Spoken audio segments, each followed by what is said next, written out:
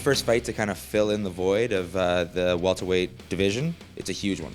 I love how Robbie Lawler came back. You know, he's definitely showed there is no end game. You can always reinvent yourself and come back even stronger. When it comes to Hendricks and Lawler, I've got to say Hendricks is going to have the edge just because of the wrestling side. Johnny Hendricks is the type of wrestler that if there's a scale that goes to 100, he tops out at like 116, you know? I think Robbie's going to knock his ass out. That's what I think. I believe two southpaws going at it, and two guys that are going to throw hammers at each other. And the fact that the wrestlers, they kind of cancel each other out, and obviously they just want to bang. So it's exciting. They're both going to throw bombs.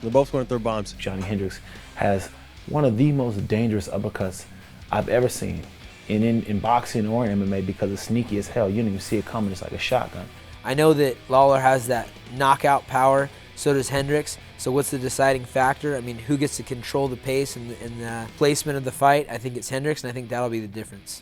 I think if it comes down to wrestling, Johnny hands down.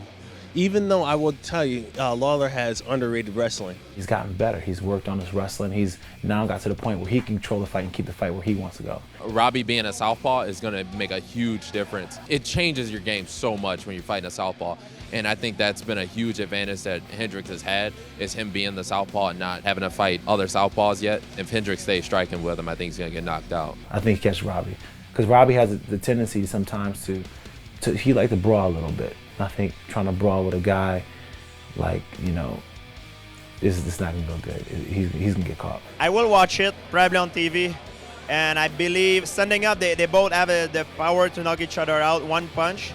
But I believe if the fight goes into a wrestling and grappling match, Hendricks has a slight advantage.